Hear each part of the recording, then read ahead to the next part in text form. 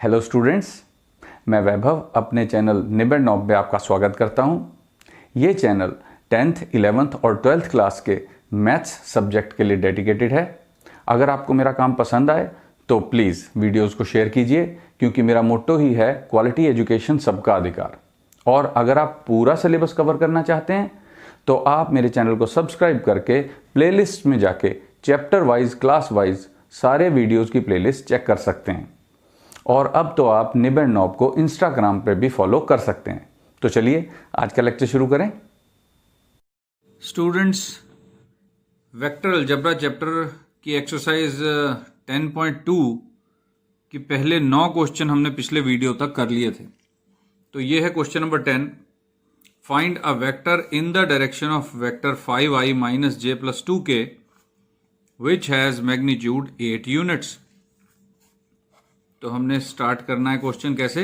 Given हमें एक vector दिया हुआ है, उसको हमने वेक्टर ए नाम दे दिया। 5i minus j plus 2k। अब हमने एक ऐसा वेक्टर पता करना है जो इसी डायरेक्शन में हो लेकिन उसका मैग्नीट्यूड 8 यूनिट्स हो। तो इसका मतलब यह हुआ कि सबसे पहले हमें ऐसा यूनिट वेक्टर पता करना पड़ेगा जिसकी डायरेक्शन ए वेक्टर जैसी ही हो। तो उसके लिए हम क्या करेंगे, मैग्नीट्यूड निकालेंगे जैसे पिछले क्वेश्चंस में कर रहे थे। 25 प्लस 1 प्लस 4, तो ये कितना हो गया देखो, √30। तो अब हमने कहा a unit vector in the direction of vector A is unit vector A। हमने ऐसा अभी पिछले कुछ क्वेश्चंस में किया था, पिछले वीडियो में तुमने देखा होगा। तो हमने पहले क्या किया, हमने फाइंड आउट किया एक ऐसा वेक्टर जिसका मैग्नीट्यूड 1 हो, यानी यूनिट वेक्टर ए की डायरेक्शन में।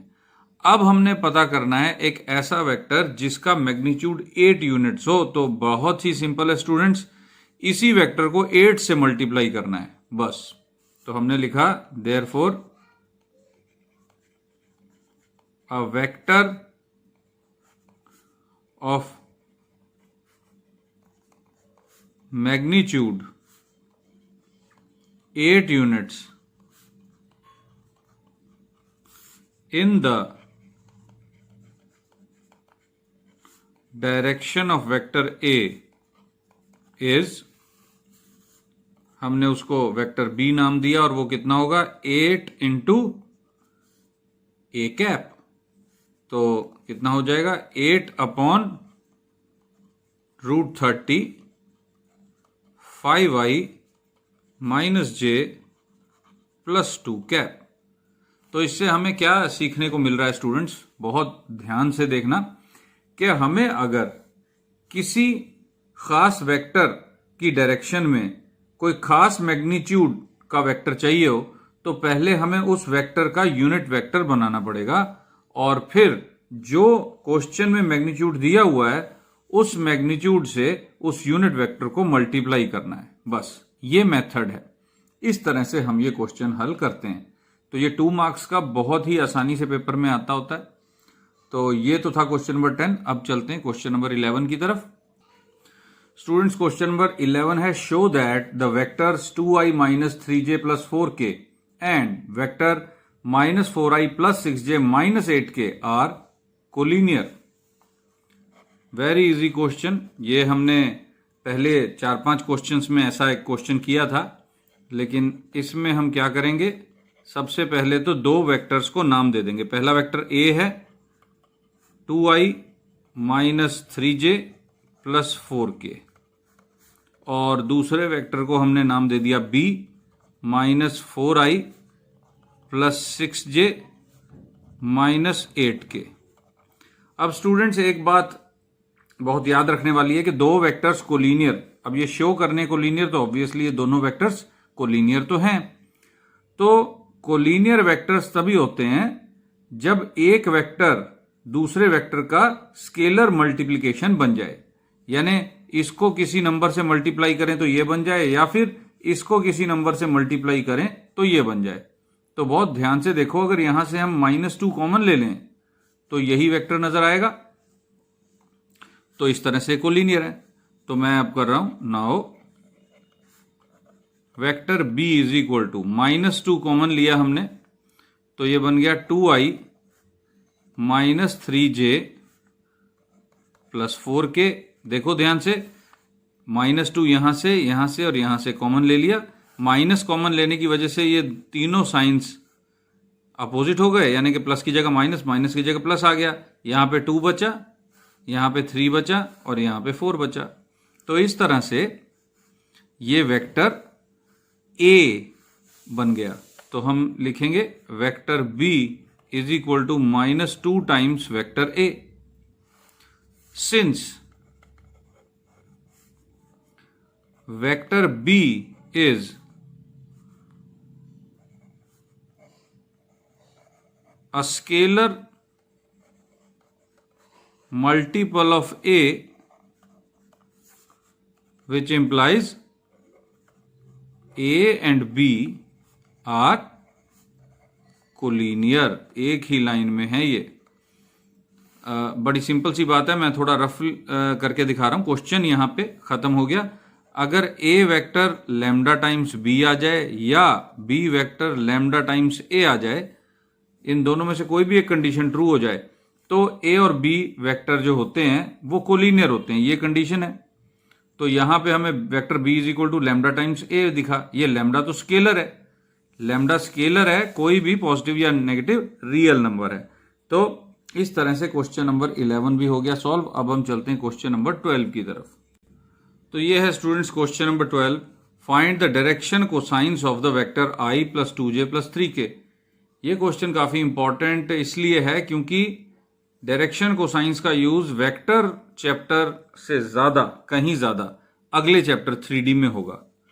तो यहीं पे अगर कुछ हद तक तुम्हें समझ में आ जाएगा तो बहुत अच्छा था।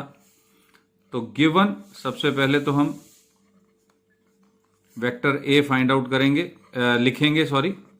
वेक्टर a नाम दे दिया हमने i + 2j + 3k को। और अब हमने क्या करना है, इसका यूनिट वेक्टर बनाना है। यानी कि पहले इसका मैग्नीट्यूड फाइंड आउट करेंगे, 1 + 4 + 9 यानी कि √14। Now unit vector a is 1/√14 i + 2/√14 j + 3/√14 k।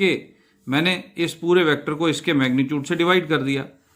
तो जब हमने इसको यूनिट वेक्टर बना लिया तो डायरेक्शन कोसाइंस हमारे सामने है। Therefore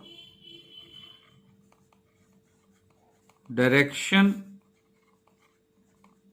cosines are 1/√14, 2/√14, 3/√14। और डायरेक्शन कोसाइंस को, या डायरेक्शन रेशियोज आगे आएंगे, इनको हम एरो ब्रैकेट्स में बंद करके थोड़ा सा डिफरेंट दिखाने की कोशिश करते हैं। तो इस तरह से डायरेक्शन कोसाइन आ जाते हैं। किस तरह से आते हैं, पहले हमने वेक्टर को यूनिट वेक्टर बना लेना है और फिर जो ये इनके स्केलर कंपोनेंट्स हैं वही इस तरह से लिख देने हैं। और डायरेक्शन कोसाइंस हैं क्या, ये क्वेश्चन यहां पे खत्म हो चुका है, लेकिन फिर भी थोड़ा सा मैं डायरेक्शन कोसाइंस के बारे में बताऊंगा। एक्स एक्सिस के साथ वेक्टर जो एंगल बनाता है वो अल्फा होता है, वाई एक्सिस के साथ जो एंगल बनाता है वो बीटा होता है, और जेड एक्सिस के साथ जो एंगल बनाता है वेक्टर उसे हम गामा कहते हैं। तो यहां से हमें क्या पता चलता है कि कॉस अल्फा जो है वो 1/√14 है, कॉस बीटा जो है वो 2/√14 है, और कॉस गामा जो है वो 3/√14 है। ये पता चलता है हमको। यानी जो एंगल बनाए हैं इस वेक्टर ने, ये जो गिवन वेक्टर है एक्स एक्सिस, वाई एक्सिस और जेड एक्सिस के साथ, उनके ऊपर कॉस टी रेशियो अप्लाई करके जो आंसर आएंगे वो हैं ये 3 नंबर, और उनको इस तरह से लिख देने से डायरेक्शन कोसाइंस आ गए। तो एक्चुअली क्वेश्चन तो ये यहीं पे ही खत्म हो गया था। ये तो मैं तुम्हें कंसेप्ट के बारे में बता रहा था, याद करा रहा था दोबारा से कि ये डायरेक्शन कोसाइंस क्या होते हैं। तो इस तरह से हमने अपना क्वेश्चन नंबर 12 सॉल्व कर दिया। अब हम चलते हैं क्वेश्चन नंबर 13 की तरफ। तो ये है students question number 13। Find the direction cosines of the vector joining the points a 1, 2, -3 and b -1, -2, 1 directed from a to b। ये कुछ इस तरह का है कि जैसे ये a पॉइंट है और ये b पॉइंट है, directed from a to b। ये वेक्टर a है, तो हमने पता करना है कि इस ए बी वेक्टर के डायरेक्शन कोसाइन क्या होंगे। a इनिशियल पॉइंट है और b टर्मिनल पॉइंट है, तो हम पहले तो वेक्टर a फाइंड आउट करेंगे। चलो करते हैं।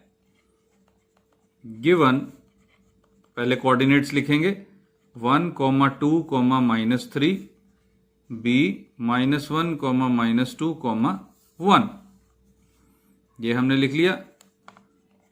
नाउ अब पोजीशन वेक्टर लिखते हैं इनके। ओ ए i + 2j - 3k।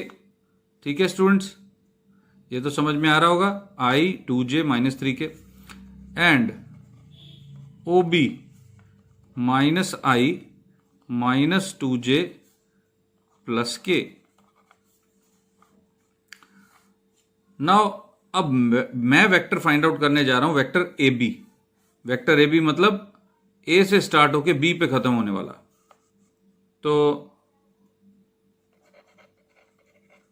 Now vector AB is equal to, हमें पता है हम क्या करते होते हैं, terminal point minus initial point vector form में। तो OB - OA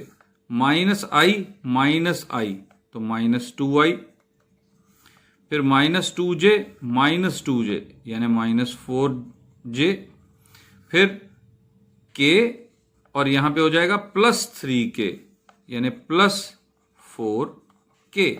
मैंने OB वेक्टर में से OA वेक्टर माइनस कर दिया ताकि मेरे पास AB वेक्टर आ सके। अब मैं क्या करूंगा, इसका मैग्नीट्यूड फाइंड आउट करूंगा। Magnitude is equal to 4 + 16 + 16। तो ये कितना हो गया देखो, 20 + 16 मतलब 36, और 36 का स्क्वायर रूट होता है 6। तो देयरफॉर यूनिट वेक्टर AB कितना आ गया, -2/6i -4/6j + 4/6k। तो इसको मैं अगर कैंसिल करके लिखूंगा तो कितना आ जाएगा, -1/3i -2/3j + 2/3k। इस तरह से ये आ गया, ये j है। तो डायरेक्शन को साइंस देखो ये नजर ही आ रहे हैं हमको। तो therefore required direction cosines are -1/3, -2/3, 2/3 और इस तरह से 2 एरो ब्रैकेट। एक्चुअली किया क्या है, हमको डायरेक्शन कोसाइंस पता करने थे AB के, तो पहले हमने AB वेक्टर बनाया और फिर उसके डायरेक्शन कोसाइंस पता कर लिए पिछले क्वेश्चन की तरह ही। लेकिन यहां पर क्योंकि हमें एक इनिशियल पॉइंट एक फाइनल पॉइंट दे रखा था, तो हमें इतना प्रोसेस शुरू में ज्यादा करना पड़ा बस। लेकिन बात बस इतनी है कि किसी भी वेक्टर के अगर डायरेक्शन कोसाइंस पता करने हैं तो उसको यूनिट वेक्टर बनाओ और उसके स्केलर कंपोनेंट्स इस तरह से लिखो, तो वो डायरेक्शन कोसाइंस होते हैं उस वेक्टर के। तो वेक्टर चाहे तुमको इस तरह ढूंढना पड़े चाहे किसी और तरीके से।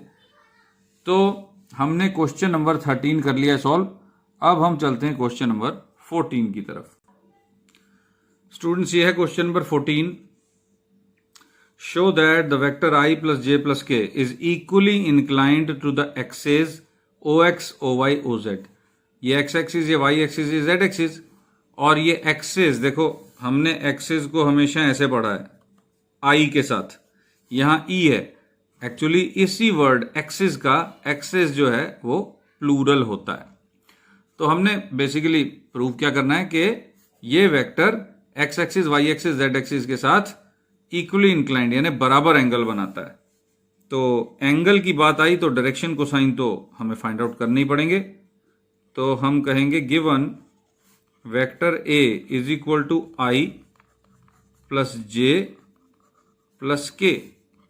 इसके बाद हमने इसका मैग्नीट्यूड फाइंड आउट किया, 1 प्लस 1 प्लस 1 स्क्वायर रूट यानी कि अंडर रूट 3। तो therefore unit vector 1 by root 3 i plus 1 by root 3 j plus 1 by root 3 k. तो therefore direction cosines are 1 by root 3, 1 by root 3, 1 by root 3। अब हमें पता लगाना है कि ये एक्स वाई जेड तीनों एक्सिस के साथ सेम एंगल बनाता है। तो बहुत इजी है, देखो, which implies cos alpha 1 by root 3 है, कॉस बीटा 1 बाय रूट 3 है और कॉस गामा भी 1 बाय रूट 3 है। तीनों बराबर हैं। तो इसका मतलब क्या हुआ, cos alpha is equal to cos beta is equal to cos gamma, means alpha is equal to beta is equal to gamma. तीनों एंगल बराबर हैं, तभी तो तीनों का कोसाइन भी बराबर है। तो देयरफॉर या hence vector a is equally inclined to OX, OY and OZ। तो इस तरह हमने साबित कर दिया। देखो कि हमने पहले डायरेक्शन कोसाइंस पता किया और डायरेक्शन कोसाइंस तो यही होते हैं, अल्फा मीन्स एक्स एक्सिस के साथ angle, beta means y axis के साथ एंगल और गामा मीन्स जेड एक्सिस के साथ एंगल। तीनों का कॉस बराबर है तो तीनों एंगल भी बराबर हैं, यानी कि इक्वली इंक्लाइंड वाली बात साबित हो गई। तो इस तरह से हमने क्वेश्चन कर दिया सॉल्व। अब हम चलते हैं क्वेश्चन नंबर 15 की तरफ। स्टूडेंट्स, ये है question number 15। Find the position vector of a point R which divides the line joining 2 points P and Q whose position vectors are I plus 2j minus k and minus I plus j plus k respectively in the ratio 2:1. First part internally, second part externally. तो तुम्हें ये question पढ़ के 10th class का एक question याद आ रहा होगा, फॉर्मूला याद आ रहा होगा, सेक्शन फॉर्मूला। बिल्कुल वही यहां पे अब लगेगा, लेकिन हम उसको कन्वर्ट करेंगे वेक्टर की फॉर्म में, बस इतनी सी बात है। तो पी वेक्टर और पी और क्यू पॉइंट के पोजीशन वेक्टर दिए हुए हैं। Given vector OP, position vector OP ही होगा, I plus 2j minus K and O Q minus I plus J plus K. ये हमारा वेक्टर जो है वो ओपी है और ये ओ क्यू है। तो अब हम डायग्राम बना के बिल्कुल उसी तरह सॉल्व करेंगे इसको जैसे कि हमने 10th क्लास में किया था। सबसे पहले हम इंटरनली की बात करेंगे। तो हमने ऐसे बना लिया, ये पॉइंट P है, ये पॉइंट Q है, मान लो ये पॉइंट हमारा R है। तो P के कोऑर्डिनेट्स क्या हैं, उसके पोजीशन वेक्टर से ही देख लो, 1 2 -1, और वेक्टर OQ जो है उससे Q के कोऑर्डिनेट्स पता लग जाएंगे, -1 1 1। चाहिए डायग्राम भी साथ बना लेना, कोई दिक्कत वाली बात नहीं है। तो 2:1 की रेशो में ये R पॉइंट इसको इंटरनली क्या कर रहा है, डिवाइड कर रहा है। तो first part internal division, internal division में आर के कोऑर्डिनेट्स क्या होंगे? बाइसेक्शन फॉर्मूला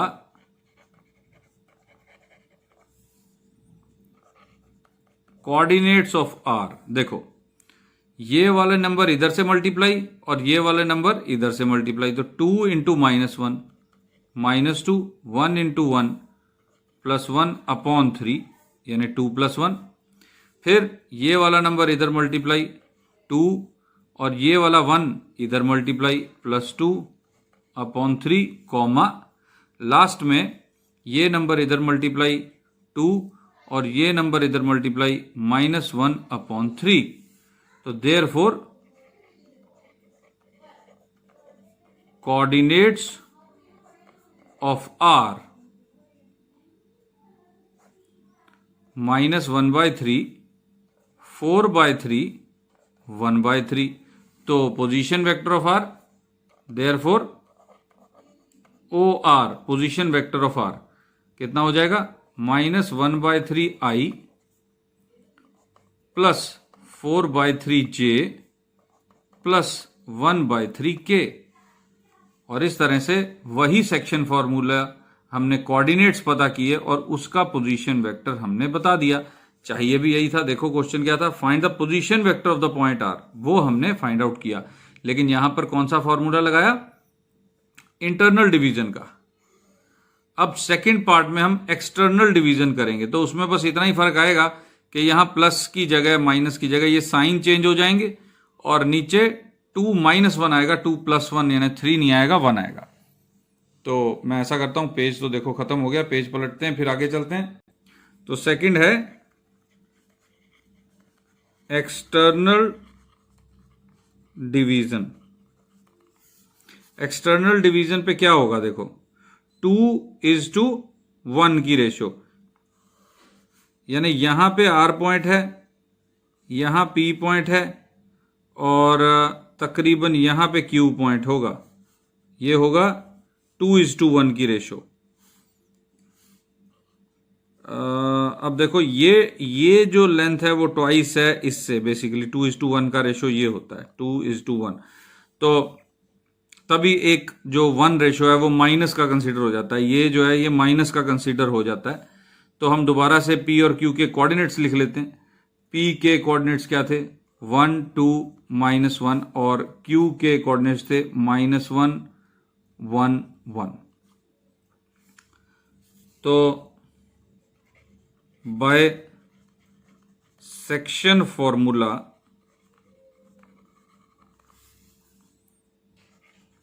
आर के कोऑर्डिनेट्स, देखो अब 2 जो है हमने 2 वाला इधर मल्टीप्लाई करना है, तो -2 और 1 इधर मल्टीप्लाई किया, लेकिन यहां पे -1 रख देना है और अपॉन 2 - 1, ये जो है m1 - m2 फॉर्मूला आ जाता है।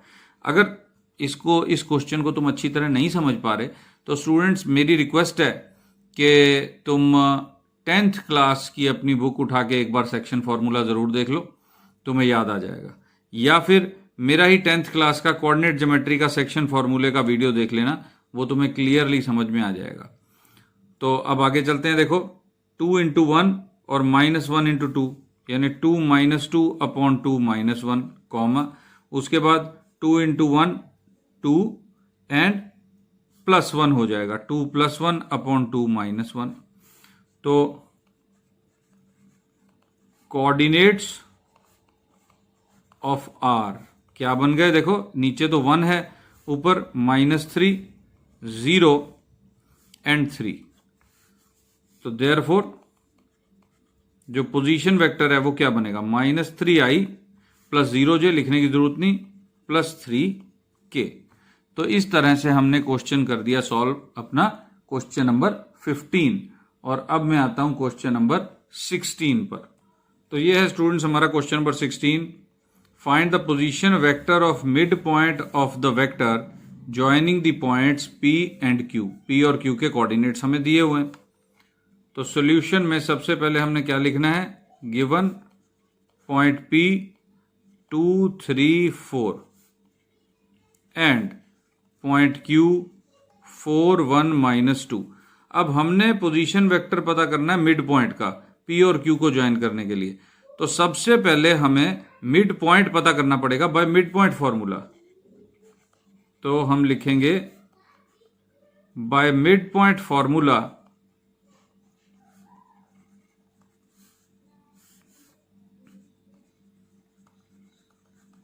Mid point R of P Q is, अब मिड पॉइंट फॉर्मूला लगाओ, 2 + 4 upon 2, 3 + 1 upon 2, 4 - 2 upon 2। That is mid point क्या आ गया देखो, 6 अपॉन 2 3, 4 अपॉन 2 2, 2 अपॉन 2 1। तो मिड पॉइंट तो आर आ गया। तो इसका पोजीशन वेक्टर देखो, position vector of mid point पता करना था। तो therefore required position vector comma O R is equal to 3i + 2j + k। और इस तरह से ये क्वेश्चन भी हो गया सॉल्व। अब मैं आता हूं, काफी इंपॉर्टेंट क्वेश्चन है, क्वेश्चन नंबर 17 की तरफ। ये क्वेश्चन बहुत ध्यान से देखना स्टूडेंट्स, तुम्हें वेक्टर और पोजीशन वेक्टर के बीच में सही फर्क समझ में आएगा इस क्वेश्चन में। Show that the points A B and C with position vectors a 3i - 4j - 4k, b 2i - j + k and c i - 3j - 5k respectively form the vertices of a right angled triangle। एक right angled triangle है, उनकी vertices हैं A B और सी, और उनके position vectors ये 3 हैं। तो हमें क्या करना है, कैसे हम फाइंड आउट करें कि वर्टिसेस राइट एंगल ट्रायंगल की बनती हैं कि नहीं बनती। देखो, अब वर्टिसेस राइट एंगल ट्रायंगल की हैं तो मैं पहले से ही एक राइट एंगल्ड ट्रायंगल बना लेता हूं। देखो, ए बी और सी। अब पोजीशन वेक्टर दिया हुआ है ए बी और सी का, यानी तुम्हें पता है, मान लो यहां पे हमारा ओरिजिन है, तो ओरिजिन ओ से जो ये लाइन जा रही है वो वेक्टर ए है, जो ओरिजिन से ये लाइन जा रही है वो वेक्टर बी है, और ओरिजिन से जो ये लाइन जा रही है वो वेक्टर सी है। बेसिकली पाइथागोरस थ्योरम हमें लगानी पड़ेगी, तो उसके लिए इस साइड का स्क्वायर, इस साइड का स्क्वायर और इस साइड का स्क्वायर चाहिए। यानी कि जो ए बी वेक्टर है, ए सी वेक्टर है और बी सी वेक्टर है, हमें उसके मैग्नीट्यूड का स्क्वायर चाहिए। जबकि हमें ये 3 वेक्टर दिए हुए हैं। पोजीशन वेक्टर ए का ये होगा, ये अगर ओरिजिन हम मान लें तो। पोजीशन वेक्टर पॉइंट बी का ये बी वेक्टर होगा, और पोजीशन वेक्टर सी पॉइंट का ये वेक्टर होगा, ये इस तरह से। लेकिन हमें ये वेक्टर्स चाहिए ताकि पाइथागोरस थ्योरम लगाई जा सके। तो हम क्या करेंगे, देखो, हम ए बी वेक्टर के मैग्नीट्यूड का स्क्वायर निकालेंगे, बी सी वेक्टर के मैग्नीट्यूड का स्क्वायर निकालेंगे, और ए सी वेक्टर के मैग्नीट्यूड का स्क्वायर निकालेंगे, और फिर देखेंगे कि इसमें क्या कोई एक हाइपोटेन्यूज और बाकी 2 साइड्स का सम तीसरी साइड के स्क्वायर के बराबर आता है। तो उसके लिए हमें ये वेक्टर निकालने पड़ेंगे, vector A B, vector A C और वेक्टर बी सी, जबकि दिए हुए पोजीशन वेक्टर हैं। तो आई थिंक तुम्हें समझ में आ गया होगा। मैं थोड़ा सा और भी हिंट दे देता हूं कि ए बी वेक्टर कैसे आएगा। ए बी वेक्टर आएगा O B minus O A, यानी कि vector b minus vector a. ऐसे करके हम ये तीनों साइड्स निकालेंगे और फिर मैग्नीट्यूड की बात करेंगे। तो इसको फेयरली मैं सॉल्व करना अब शुरू करता हूं। आई थिंक समझ में आ गया होगा, कुछ हद तक तो समझ में आया ही होगा। पेज क्योंकि खत्म हो गया तो पेज मुझे पलटना पड़ेगा। तो मैं ये लिख रहा हूं सॉल्यूशन में, given vector O A is equal to vector a is equal to 3i -4j -4k। Vector OB is equal to vector B is equal to 2i -j + k, और OC vector is equal to vector C is equal to i -3j -5k। Now triangle की sides हमें चाहिए, तो triangle की side तो AB है, BC है और AC है। तो vector AB is equal to OB - OA। तो OB - OA यानी इस वेक्टर में से माइनस करो, 2 - 3 -i -j +4k यानी +3j -j +4j हो जाएगा, और k +4k हो जाएगा, तो +5k। अब वेक्टर BC यानी कि OC - OB, OC - OB 1 - 2 यानी -i -3 + 1 -3 + 1 यानी -2, और -5 - 1 यानी -6k, और लास्टली AC यानी OC - OA। तो OC - OA यानी 1 - 3 -2i -3 + 4 यानी +j -5 + 4 यानी -1k। तो ये साइड्स आ गई। ऑल्सो AB साइड के मैग्नीट्यूड का स्क्वायर, अब स्क्वायर रूट नहीं लगाएंगे हम, कितना 1 + 9 + 25 कितना आ गया, देखो ये 35। फिर BC वेक्टर का स्क्वायर, तो 1 + 4 + 36 ये कितना आ गया 41, ये 40 + 1, और लास्ट में AC वेक्टर का स्क्वायर यानी कि 4 + 1 + 1 इसका स्क्वायर इसका स्क्वायर इसका स्क्वायर 6 आ गया। तो क्लियरली देखो इन दोनों का सम इसके बराबर है। We have BC square is equal to AB square plus AC square. तो इसका मतलब क्या हो गया, देयरफॉर पाइथागोरस थ्योरम होल्ड्स, और पाइथागोरस थ्योरम एक ही टाइप के ट्रायंगल पे होल्ड करती है, राइट एंगल्ड ट्रायंगल पर। Hence A, B and C are vertices of a right angled triangle. तो इस तरह से स्टूडेंट्स हमारा क्वेश्चन नंबर 17 भी हो गया सॉल्व, और बाकी जो दो क्वेश्चन है 19, 20 और 18 वो तुम बुक में से देखना, अपने आप तुम्हें समझ में आ जाएगा, कोई मुश्किल काम नहीं है।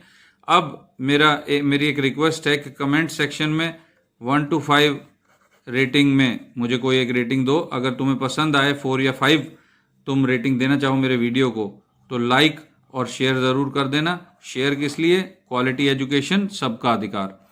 और स्टूडेंट्स अगर तुम सारा सिलेबस कवर करना चाहते हो तो प्लेलिस्ट में जाकर ज़रूर तुम सारे चैप्टर्स के वीडियोस की प्लेलिस्ट देख सकते हो। चैप्टर वाइज वीडियोस बने हुए हैं, और उसके लिए बस ज़रा सी बात करनी है कि मेरे चैनल को सब्सक्राइब करना पड़ेगा।